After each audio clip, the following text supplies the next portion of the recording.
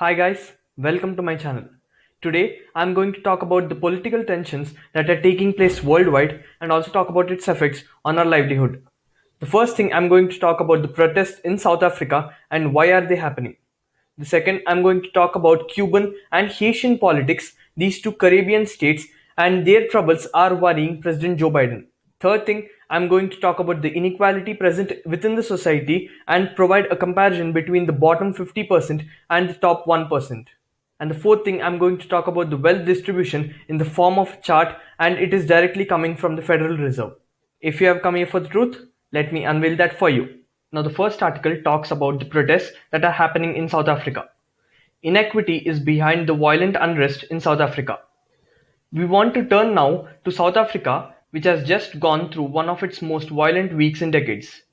More than 100 people have died, and many more have been arrested following a wave of protests, riots, and looting. The immediate spark for the protest was the arrest of former President Jacob Zuma. Eusebius Macheza is a South African political analyst and broadcaster based in Johannesburg. He recently wrote for the Washington Post titled "Don't Overlook the Deeper Roots Behind the Violence and Looting in South Africa." Macheza says the single biggest deep cause of what we see playing out around are the levels of inequity in South African society that logically at some point would have ended in social unrest. We have got 74% of young people unemployed, not in educational institutions, nor in training facilities where they might get apprenticeship to learn new trades that they can use within the labor market. We have got a Gini coefficient that puts us up right there with the countries like Brazil, competing for the horrible dishonor of being one of the most unequal nations on earth, whether it's by income, wealth, or asset. Half the population is chronically poor, and we have an economic growth that is almost near 0%. We had an economic recession even before the pandemic. The host, Martin, says, why would Zuma's arrest, the former president's arrest, be the spark that this set off? Is loyalty to him that profound that it would set this off? Did he forgive me? I have to ask, did he stoke this in some way? Macheza says, during the presidency of Jacob Zuma, we basically had the South African state being sold to the highest bidder in the private sector, in particular a notorious family from India, the Gupta family, that were friends of Jacob Zuma. And so you had a hollowing out of the South African state, quite literally state owned entities, for example, being looted, grand scale corruption in civil servants, directors, generals that are important, highly ranked civil servants. And so what you have are literally hundreds of guilty people who are not yet in jail. And they are part of Jacob Zuma's faction inside the governing African National Congress that has an interest in making sure that the constitutionalism doesn't flourish, because if the rule of law is entrenched, and there isn't a more beautiful symbol of the rule of law being animated than a former president being in jail. So there are many politicians in South Africa, many public servants, many business people who have an interest in making sure that the legal system is undermined, because if the legal system is animated, then all of them could end up in jail like Jacob Zuma. The host again asks, what is the sense in the country now? Is there a state of emergency? Is there a sense of what the way forward might be? Macheza says, the real problem is that we need to end up in a country that is more economically just, which means dealing with inequality, not just low growth, but specifically inequality.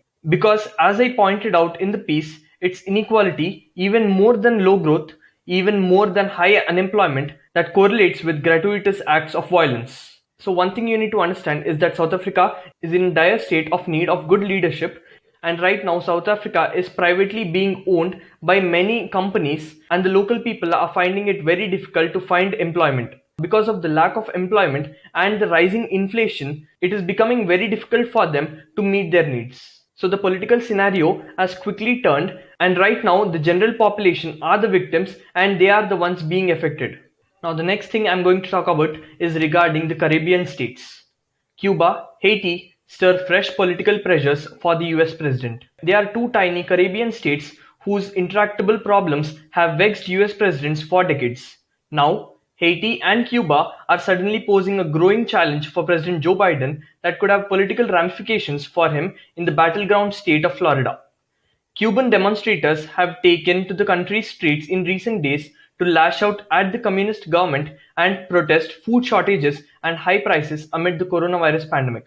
In Haiti, officials are asking the US to intercede in a rolling political crisis after last week's assassination of President Jovenel Moise, in a nation where military and humanitarian intervention by US President from Woodrow Wilson to Barack Obama have proved to be politically harrowing.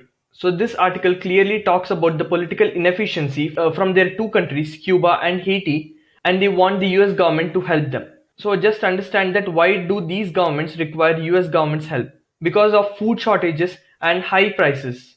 These two Caribbean nations are protesting for food because they completely rely on the US government as they import these food grains from US. So because of the supply chain breakdown, it is becoming very difficult to send the food grains from US to the Caribbean states. The second thing is high prices. Again, because of the supply chain breakdown, the supply is not equivalent to the demand required, and because of the inadequate supply, these food crops are becoming even more costlier. But the Caribbean states are not very rich as they are unable to purchase these high priced food crops, and because of this, food shortages are seen everywhere around the Caribbean nations. Now, the next thing we are going to talk about is inequality that is present within the United States economy. Tenants at risk for eviction as pandemic protection are set to expire. State and local governments have had a hard time distributing 47 billion in federal aid. State and local governments are struggling to distribute 47 billion in federal money aimed at helping tenants who can't pay rent because of the COVID crisis, leaving many at risk of being thrown out of their homes when the eviction moratorium expires on July 31st. Meanwhile, many landlords have been squeezed because they have been unable to collect rent but remain on the hook for taxes, maintenance, and other bills. Problems distributing the funds, which can be used to cover back rent, future rent, and utilities, often stem from bureaucratic bottlenecks. Some states are having trouble to keep up with the request for aid, while numerous renters are being disqualified for failing to complete their application correctly, says landlords, tenants, and local officials. A key sticking point: verifying an applicant's income with either last year's tax return or 2 months' worth of paycheck documentation. The capacity to process application does not match the volume of need, said Jim McDonald, Chief Community Investment Officer at the United Way of Greater Kansas City, which is helping distribute about $30 million in the area. So this eviction moratorium is very crucial for all renters, and as per survey, the bottom 50% of the society are renters. So just imagine what the bottom 50% face when the eviction moratorium expires on July 31st. Now, the next thing I'm going to talk about is the wealthy class of the United States economy, which is the 1% of the society, and their activities on space race. When Sputnik kickstarted the first space race 6 decades ago, a US newspaper headline called it "one step toward escape from imprisonment to the Earth." The anxiety we feel is nothing new now. The choice between confronting our fears and running away from them has always been a profound one. It's exactly the choice we are facing now. As vaccine rollout brings a glimmer of light at the end of the COVID-19, the temptation to rush into wild escapism is massive. But for all its glamour, the final frontier is at its best amusement and at worst a fatal distraction from the urgent task of rebuilding a society ravaged by social injustice, climate change, and loss of faith in the future. With most of us still reeling with what the World Health Organization has called a shadow pandemic in mental health, any kind of escape plan at all looks remarkably like paradise. And emigrating to Mars is one hell of an escape plan. Let's dream of some final frontier by all means. But let's focus our minds too on some quintessentially earthly priorities: affordable healthcare, decent homes for the poorest in the society, a solid education for our kids, reversing the decade-long precarity in the livelihoods of the frontline workers, the ones who saved our lives, regenerating the devastating loss of the natural world, replacing a frantic consumerism with an economy of care and relationship and meaning. Never have these things made so much sense to so many. Never have there been a better time to turn them into a reality. Not just for a handful of billionaires dreaming of unbridled wealth on the red planet, but for the 8 billion mere mortals living on their far less brazen dreams on the blue one. By comparing these two articles, we can come to a conclusion that on one side of the economy, there is eviction moratorium which is expiring on July 31st, and it will be a problematic situation for millions of people. And on the other side of the society, there are billionaires who are fighting for a space race and they are making tons and tons of money. If the same situation continues, then this inequality within the society will create a scenario wherein the US at some point of time will have to face a situation similar to South Africa. So this inequality is posing a greater threat to the society, and it is a problem which is seen worldwide. Look at the chart, everyone. This chart showcases the wealth distribution in the United States society. As per the Federal Reserve, by the quarter 1 of 2021, the whole economy is worth 129.46 trillion. But look at the distribution of this wealth.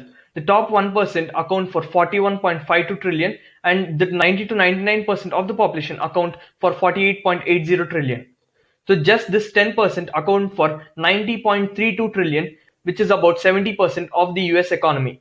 This immense inequality is of major concern. Now, what do you think about inequality? Do you think it is a major crisis, or do you think it is a matter which can be ignored? Put down your comments, and if you like this video, please subscribe to my channel.